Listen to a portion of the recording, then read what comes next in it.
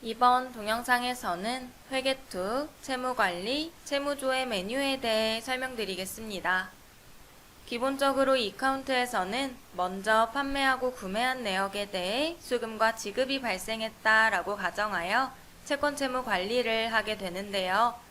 그러다 보니 특정 거래건에 대한 수금과 지급 관리가 어려웠습니다.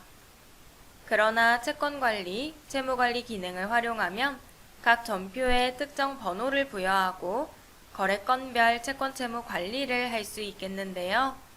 해당 기능을 사용하기 위해서는 먼저 셀프 커스터마이징, 환경 설정, 기능 설정, 회계 탭에서 채권번호 관리와 채무번호 관리를 선택 입력이나 필수 입력으로 설정해 주셔야 합니다.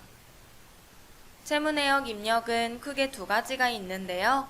회계원과 연동하여 채권 채무를 관리하는 방법과 회계원의 장부에는 반영되지 않으면서 채권 채무를 관리하는 방법이 있습니다. 먼저 회계장부와 연동하여 채무 관리하는 방법에 대해 설명드릴 텐데요. 회계원, 매출 매입 거래, 매입전표 원을 작성해 보도록 하겠습니다.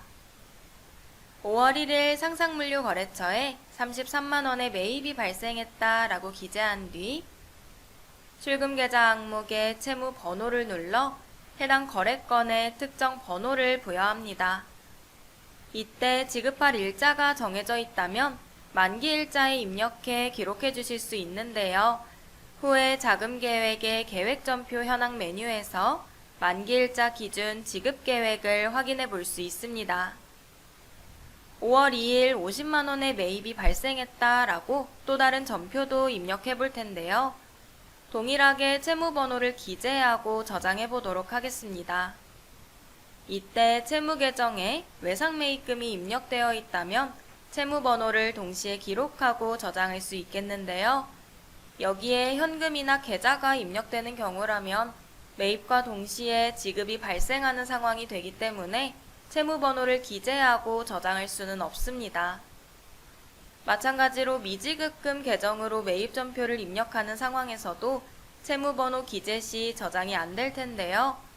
미지급금 계정에 채무계정 설정이 되어 있지 않기 때문입니다. 이때는 회계원, 기초등록, 계정등록 메뉴에서 미지급금 계정명을 클릭하고 관련 업무를 채권 채무로 선택해 저장해 주시면 되겠습니다. 그 후 다시 매입전표를 입력해보면 미지급금 계정이어도 채무번호를 넣고 전표를 저장할 수 있습니다. 매입전표 1뿐만 아니라 회계원, 패스트엔트리, 일반전표에서 구분을 매입전표 2로 변경하고 전표 입력 시에도 채무번호를 사용할 수 있는데요. 채무계정 우측 추가정보 입력을 클릭해서 번호를 기재하고 적용해 주시면 됩니다. 마지막으로 구매일괄 회계반영 시에도 채무번호를 적용할 수가 있습니다. 재고원 구매관리, 구매일괄 회계반영 메뉴에서 검색 조건을 설정해 검색한 뒤 각 라인 우측에 채무번호와 만기일자를 지정해 해당 내역에 체크하고 매입전표를 생성하거나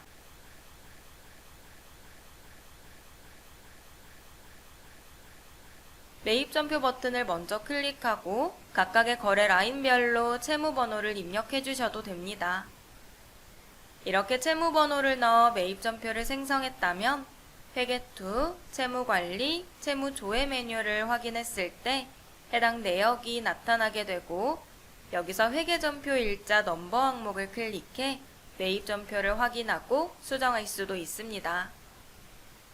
그 후 지급이 이루어진 경우 좌측 채무감소 등록 메뉴에서 지급한 거래건에 체크하고 하단 지출결의서 작성을 눌러 출금 계좌를 넣은 뒤 적용해 주시면 되겠는데요.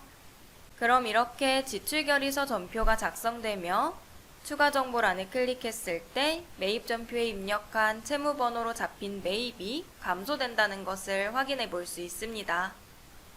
채무감소 등록 메뉴가 아닌 지출결의서 메뉴에서도 채무번호를 지정해 채무 감소가 가능한데요.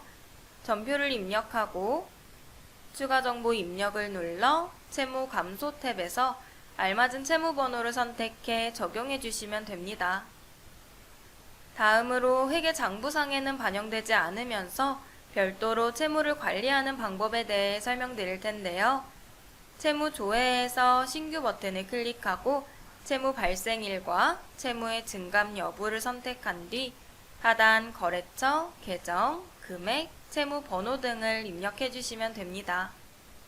이때 거래처를 불러왔을 때 자동으로 만기 일자가 변경되는 것을 확인할 수가 있는데요. 해당 일자는 거래처 등록 시 설정한 수금 지급 예정일에 따라 자동으로 입력됩니다. 회계원, 기초 등록, 거래처 등록 메뉴에서 거래처 명을 클릭하고 여신단가 탭으로 들어가 보면 이렇게 수금 지급 예정일을 설정할 수가 있는데요. 저는 1개월 후 10일이라고 이렇게 설정해 두었기 때문에 채무 내역을 입력할 때도 자동으로 해당 일자가 불러와진 것을 확인할 수 있겠습니다. 그 후 지급이 이루어졌을 때 채무감소 등록에서 해당 거래건에 체크한 뒤 지출결의서 작성 버튼에 마우스를 올려 채무만 감소 처리해 주시면 되겠는데요. 해당 내역에 대해 회계전표상 반영되지 않기 때문에 좌측에 있는 채무거래 내역에서 해당 내역을 확인해 주시면 되겠습니다. 이렇게 채무관리 기능을 활용하면 채무거래 내역과 증가 감소 내역까지 한눈에 확인해 볼 수 있는 점 참고해 주시면서 지금까지 채무조회 기능에 대해 설명드렸습니다.